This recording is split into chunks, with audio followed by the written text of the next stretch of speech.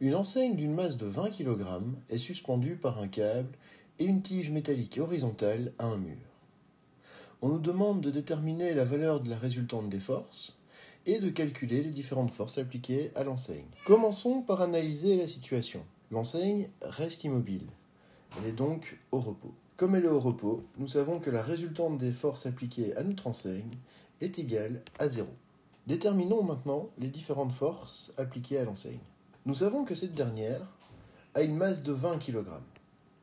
Quand nous avons la masse d'un objet sur Terre, nous savons qu'il est attiré vers le centre de la Terre. On peut donc déterminer son poids via la relation le poids d'un objet est égal à la masse fois la constante de gravité.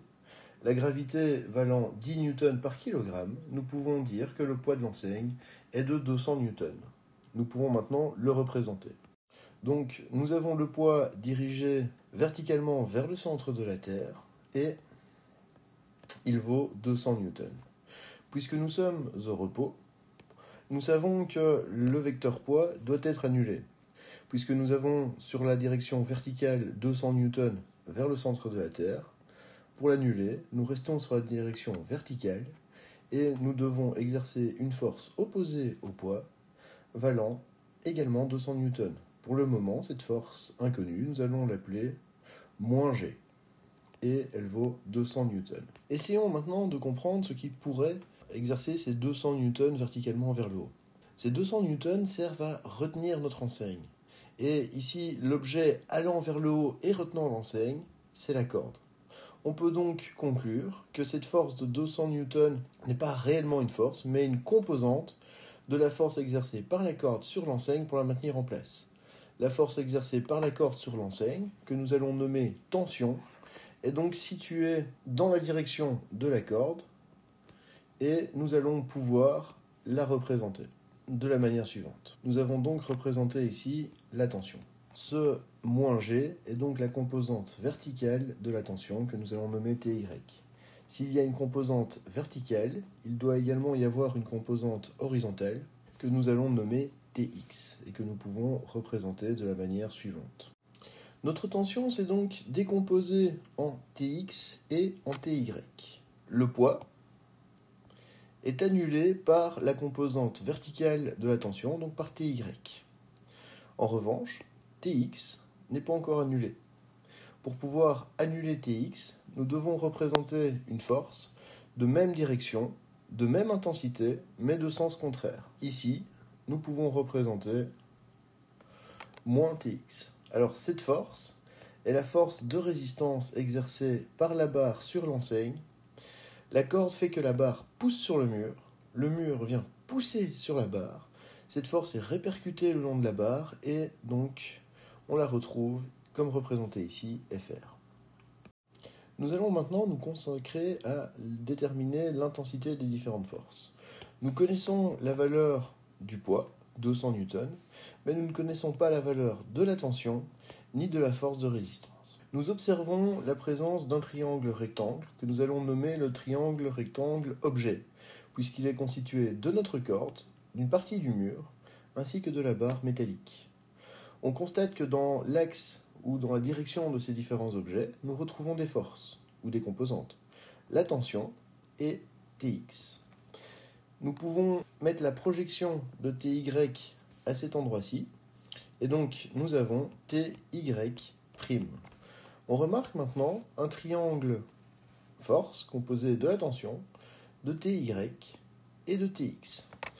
Nous pouvons remarquer que le triangle que nous avons nommé force et le triangle objet sont des triangles semblables.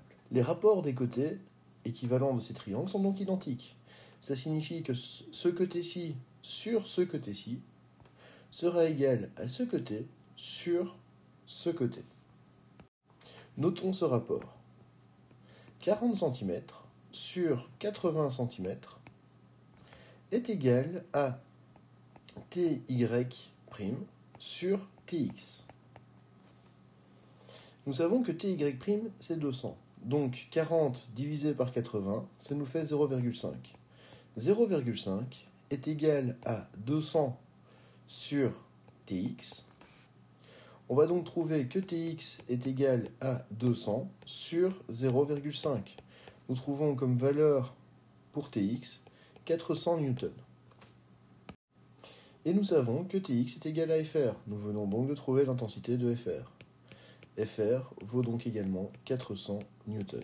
Il ne nous reste plus qu'à déterminer la valeur de notre tension. La tension est l'hypoténuse de notre triangle force.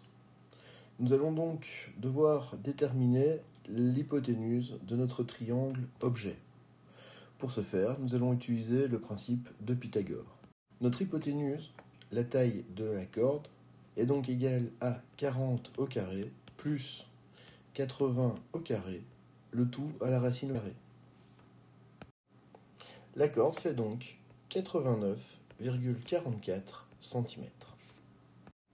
Toujours en utilisant le principe des triangles semblables, nous pouvons donc dire que le rapport du tronçon du mur divisé par la taille de la corde sera égal à Ty sur T.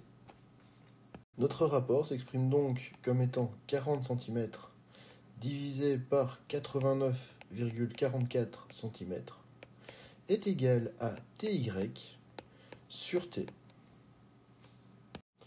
Nous savons que Ty vaut 200, donc 40 sur 89,44 est égal à 200 divisé par la tension. La tension est donc égale à 200 fois 89,44 sur 40. Et nous trouvons comme valeur de tension 447,2 newtons. Il existe une autre façon de résoudre l'exercice. Nous pouvons, à l'aide du 40 et 80 cm, déterminer la valeur d'alpha. Et une fois que nous connaissons la valeur d'alpha, comme nous connaissons également la valeur de Ty, nous pouvons déterminer Tx et la tension.